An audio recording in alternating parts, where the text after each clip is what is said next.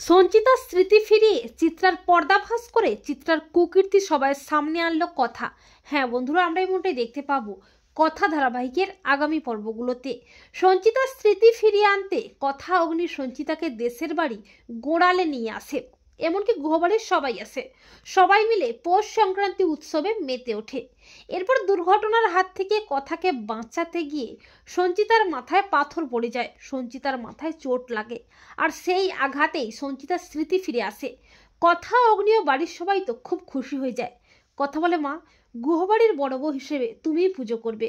তখন কর্তা দাদু চিৎকার করে বলে, না, তুমি আগে নিজেকে নির্দোষ প্রমাণ করবে, নিজেকে কলঙ্ক মুক্ত করবে, তারপরে তুমি গৃহবাড়ির পুজো করবে। তা শুনে সবাই তো চমকে যায়।